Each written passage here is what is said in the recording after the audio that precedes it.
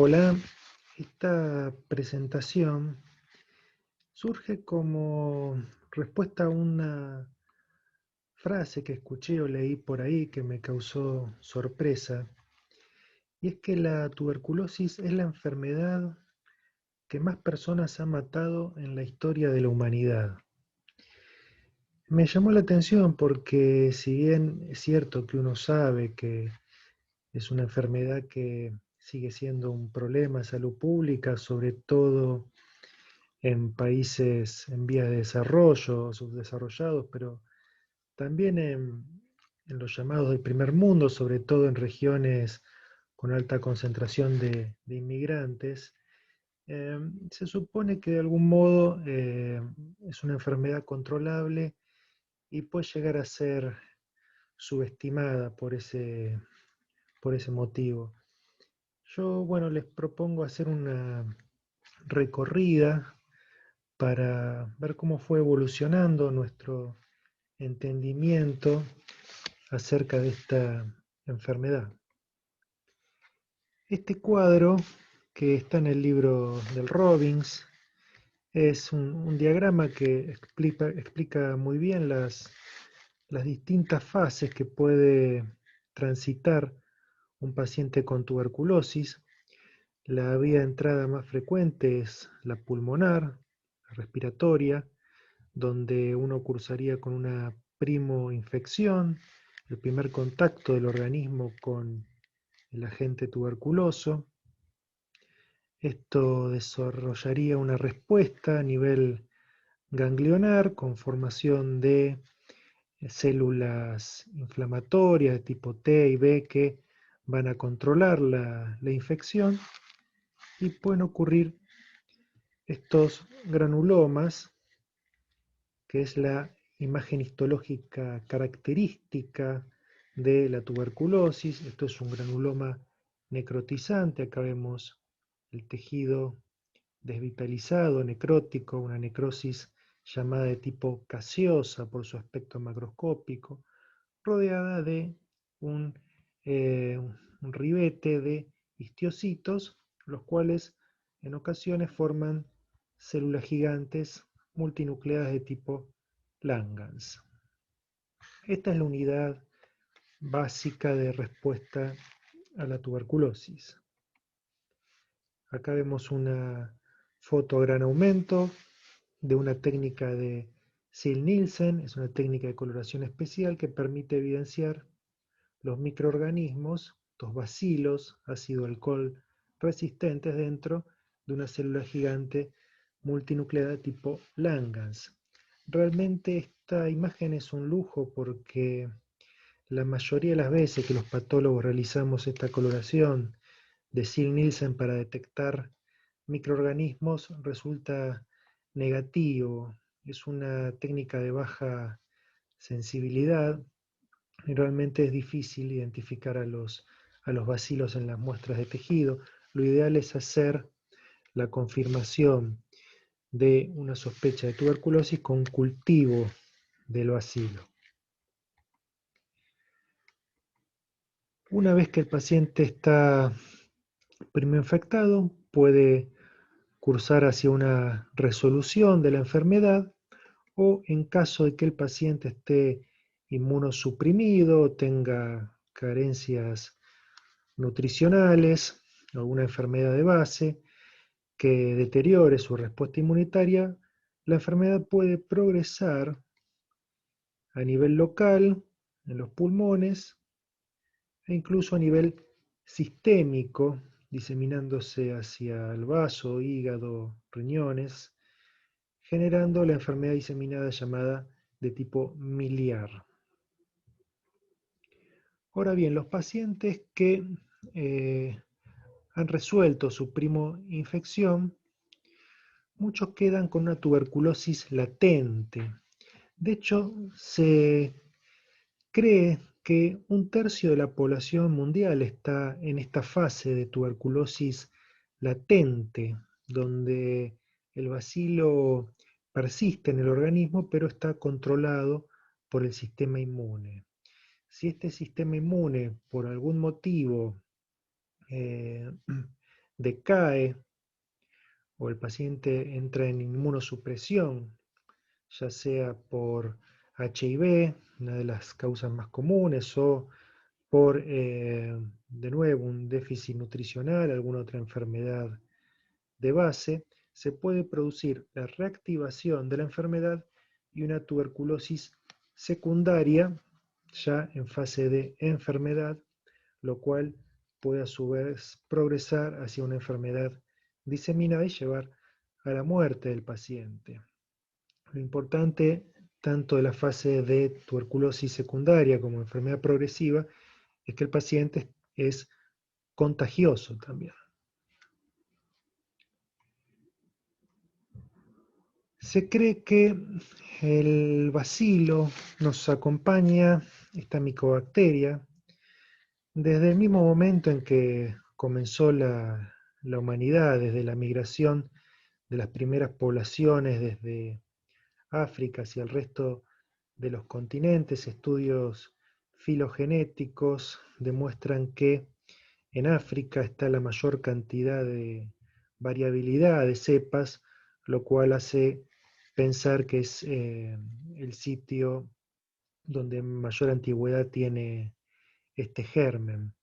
Y bueno, nos ha acompañado a lo largo de toda nuestra historia. Hay fósiles en Egipto y en figuras que retratan estas personas con escoliosis, que se atribuyen a deformidades propias de las secuelas tuberculosas en las vértebras. Acá en una momia se ve la deformidad a nivel de la columna, con un absceso a nivel del cuerpo vertebral, eh, que se ha demostrado con estudios de ADN que obedecen a una causa tuberculosa. En la antigua Grecia, en el año 460 a.C., Hipócrates ya hablaba de esta enfermedad y la denominaba ptisis, que significa debilitamiento o consunción. ¿Sí? El paciente se va consumiendo, se va debilitando, se va apagando. De hecho, en la literatura inglesa se habla de la tuberculosis como consumption. Bueno, y ha recibido distintos sinónimos o denominaciones a lo largo de la historia. Él ya planteaba que la tisis es la enfermedad más extendida y fatal de todos los tiempos.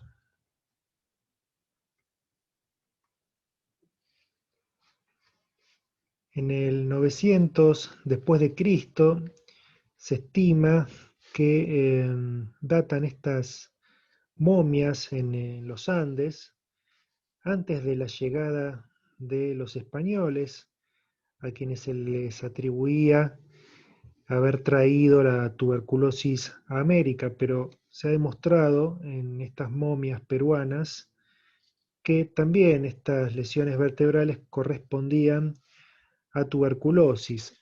Se asume que las micobacterias tuberculosas que llegaron a América antes de los españoles eran traídas por animales marinos, por focas que migraban desde África y contagiaban a las poblaciones andinas.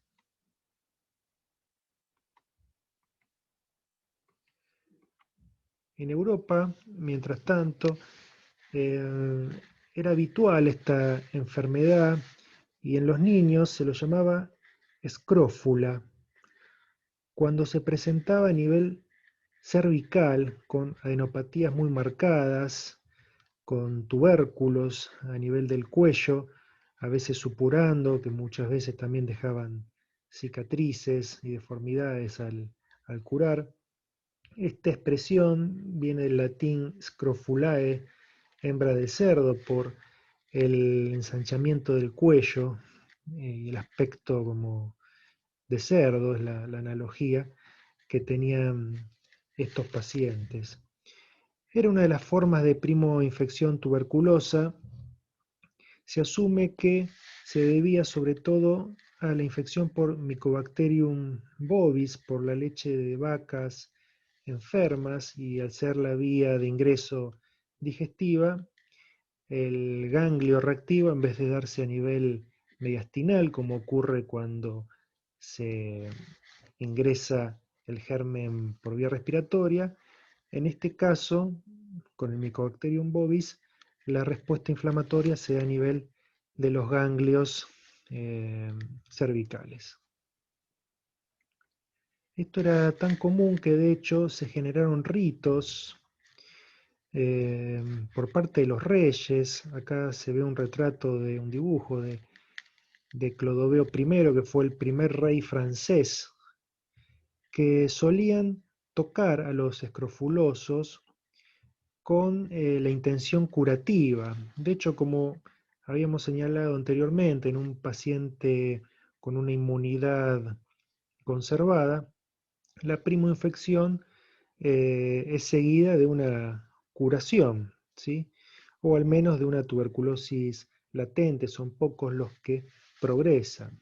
De modo que se consideraba que esa resolución era atribuible a la imposición de manos por parte de los reyes. Entonces aprovechaban este hecho para generar todo un rito, una ceremonia donde se reforzaba su idea de una connotación divina, ¿no?, por parte de los reyes, y a los pacientes o a los sanados por el toque del rey, también llamado el mal del rey, por este motivo, esta enfermedad, se les daba una medallita como recuerdo. Y bueno, se dice que esta ceremonia duró hasta incluso todos los reyes franceses lo han llevado a cabo.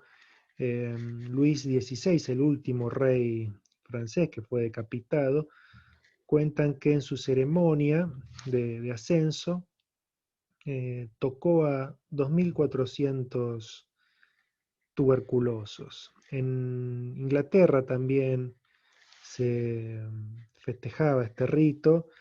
Allá por el 1600, Carlos II comentan que a lo largo de todo su mandato, todo su reinado, tocó a 92.000 personas, ¿sí? Entonces era realmente una tradición que se ha conservado mucho. De ahí otro de los nombres que recibe la tuberculosis, de el mal del rey.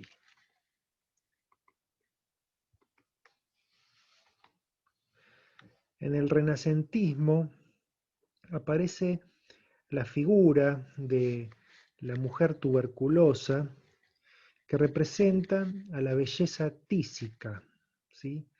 Este aspecto delgado, lánguido, frágil, con las mejillas sonrosadas por la ferivícula, representaba un ideal de belleza, y acá se ve en esta modelo que fue Simonetta Vespucci, quien fue retratada por Botticelli en este famoso cuadro.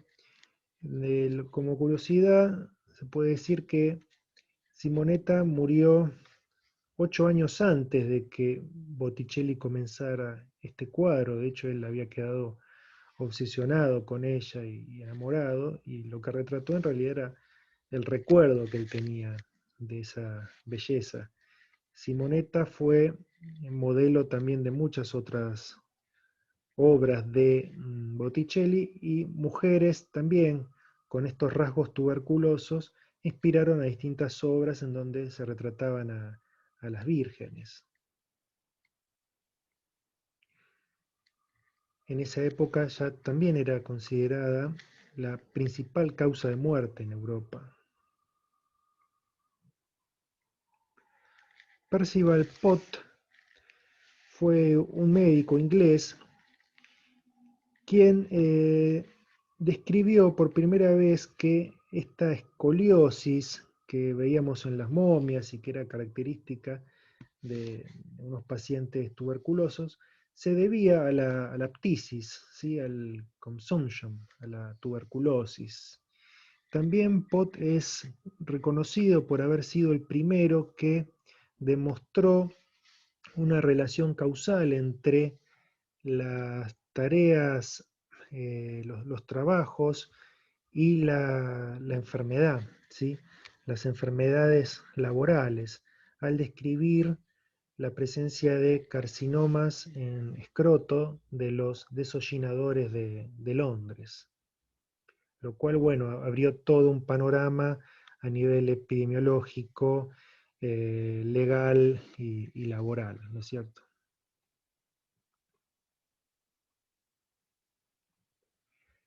En 1816, René Laennec, en Francia, descubre, en realidad inventa el estetoscopio, ¿sí? Ese era uno de los prototipos del estetoscopio. Y acá vemos en un retrato de Laennec evaluando un enfermo tísico. De hecho, él mismo murió a temprana edad, de los 40 y pico de años, por tuberculosis. Y no solo inventó el estetoscopio, sino que describió un montón de lesiones y signos ocultatorios, dando inicio, imagínense, a todo un nuevo mundo en la cardiología, en la neumonología, también en la evaluación de patología digestiva, y de hecho él luego correlacionaba los signos auscultatorios y clínicos con los hallazgos de las autopsias, ¿sí? Entonces términos como bulla, enfisema, caverna, vienen desde su trabajo.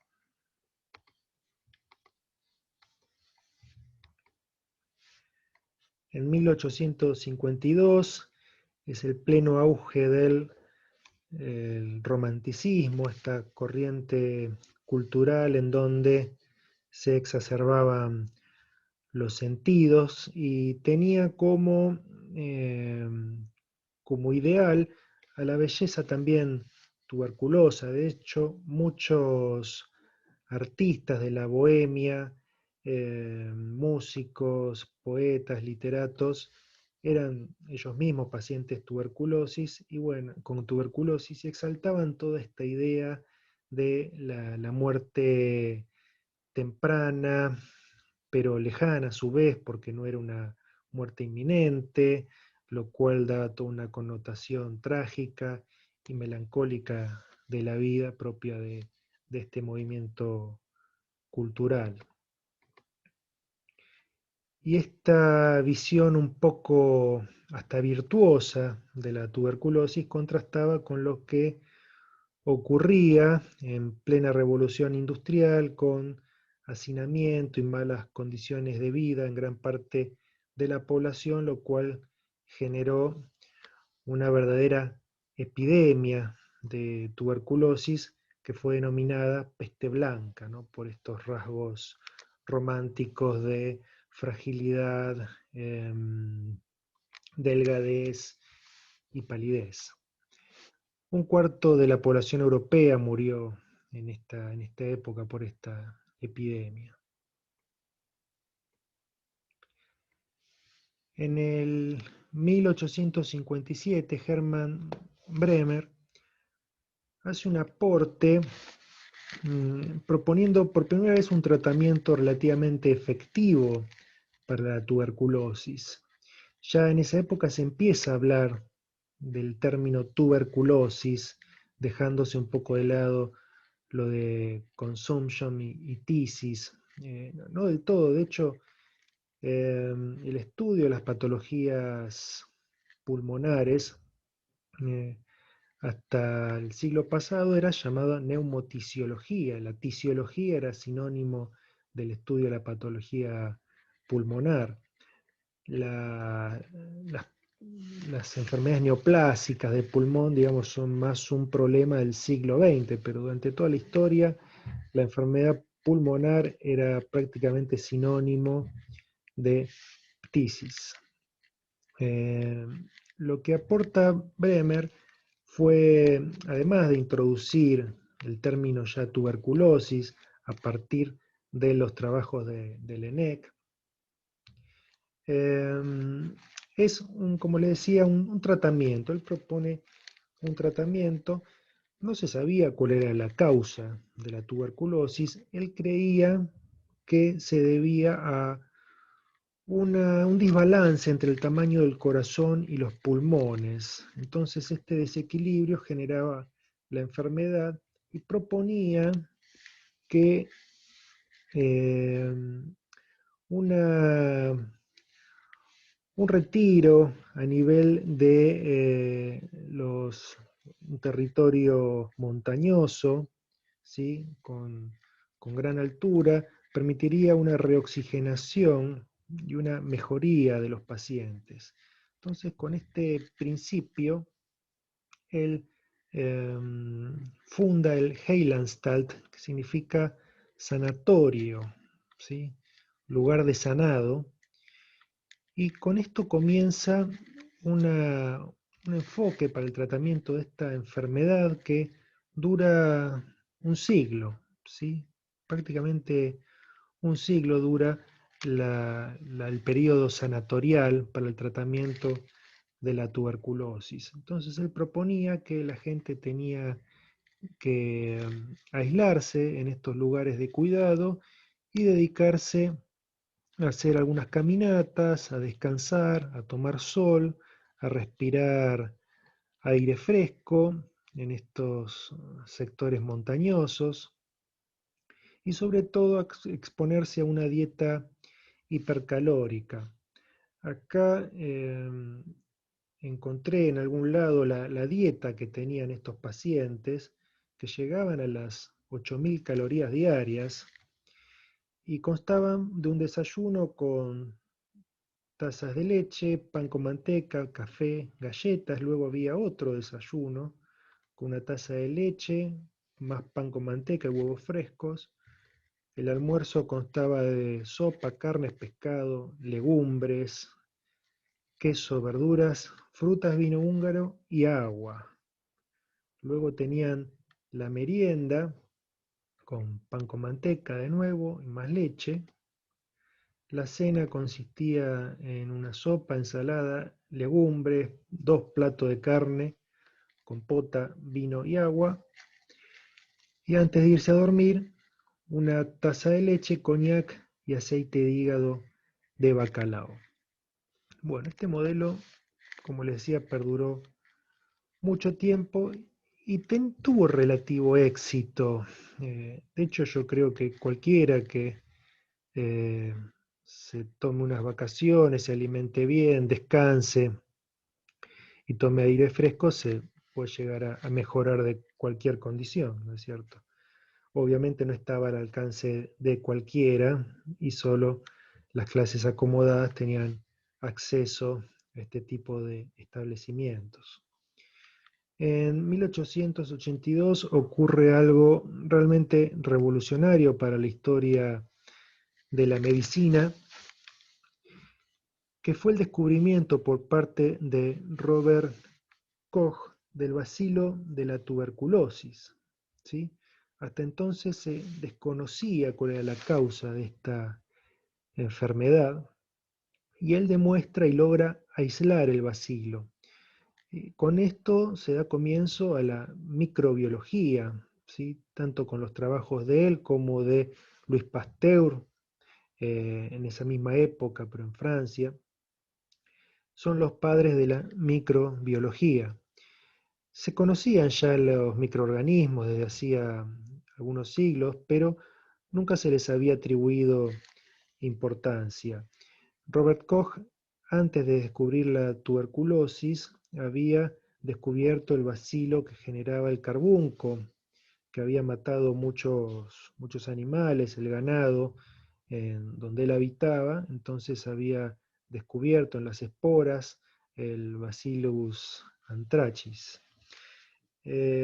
Con esa metodología luego aplicó también la idea de cultivar los microorganismos, eh, instilárselos a los animales, reproducir la enfermedad, lograr aislarlos nuevamente y así demostrando que estos eran la causa. Cuando estaban presentes en el animal se desarrollaba la enfermedad y cuando no, el animal estaba sano.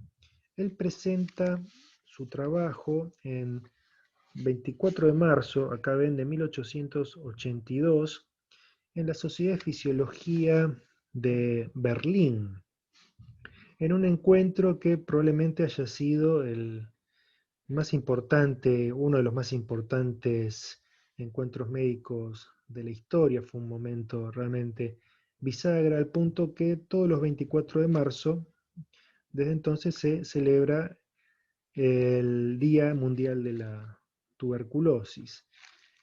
En ese recinto, Koch eh, fue preparado con sus microscopios, sus placas de Petri, tubos de ensayo, fotografías, hizo diagramas y les estuvo explicando al auditorio cómo había hecho para descubrir el bacilo. Entre los presentes estaba ni más ni menos que Rudolf Virchow, quien era el patólogo y una de las figuras de la medicina más importantes de la época, y todo lo que él decía era considerado sagrado. Virchow ya conocía acerca del trabajo de Koch y la verdad no le había dado demasiada trascendencia. Virchow no creía mucho en esto de los microbios, decía con cierta ironía que no entendía cómo organismos tan pequeños merecían la máxima atención. Entonces, cuando Koch hace esta demostración y termina con todos sus postulados, eh, todo el auditorio quedó enmudecido y se dieron vuelta para mirar a Virchow esperando una respuesta. Él solo atinó a levantarse, a ponerse el sombrero y a retirarse en silencio. Parece que no hubo aplausos ni ningún tipo de pregunta o comentario. Simplemente todos se retiraron, pero sabiendo que habían presenciado un momento único en la historia. Esto catapultó a Koch, bueno, como una figura importante en Alemania. De hecho, le valió el premio Nobel de Medicina unos años más tarde. Y surgen también de este trabajo no solo el descubrimiento de la tuberculosis, sino los postulados de Koch que se aplican a cualquier enfermedad infecciosa. Y él decía que para demostrar que la tuberculosis es una enfermedad parasítica, es decir, causada por la invasión de los bacilos, es necesario aislarlos del cuerpo, multiplicarlos en cultivos puros hasta que estén libres de cualquier producto mórbido del animal sobre el cual están adheridos, inyectar los bacilos aislados a animales y reproducir la misma condición mórbida conocida a partir del material tuberculoso original. ¿Sí? Esto se aplica para cualquier otro microorganismo. En 1896, otro hito en la historia de la medicina es cuando Wilhelm Röntgen descubre los rayos X, ¿sí? Y esta es la primera radiografía de la historia que corresponde a la mano de su esposa, donde se evidencia el anillo de bodas. Eh, y bueno, esto abrió un campo enorme para el diagnóstico, ¿sí? Ya no solo estaban eh, basándose en la clínica, la epidemiología y la auscultación, sino que ahora parecía una herramienta elemental como la radiografía para ver las lesiones pulmonares.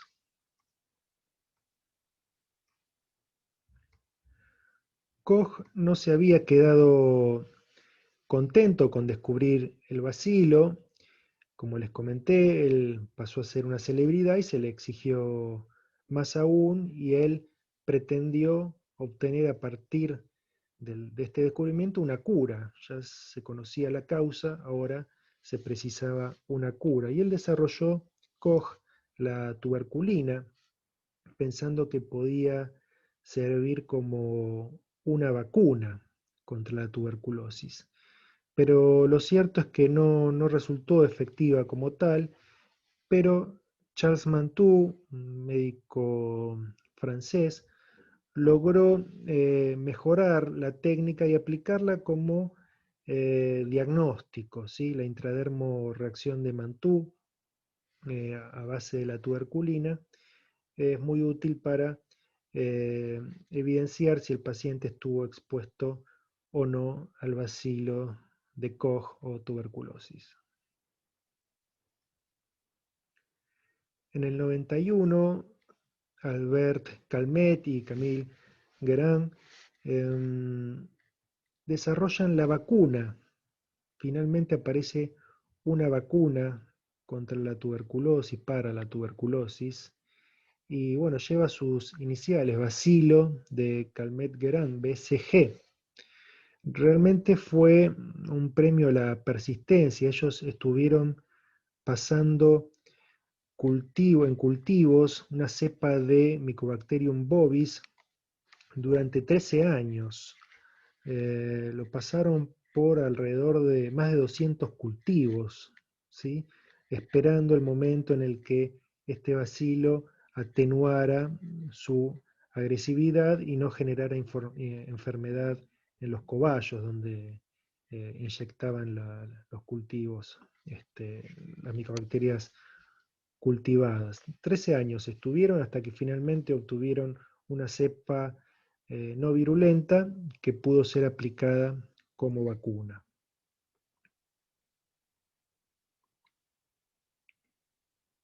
Ya se conocía la causa, se tenía una vacuna, pero en 1943, poniendo fin al periodo de 100 años, aproximadamente 100 años sanatorial, aparece finalmente un tratamiento.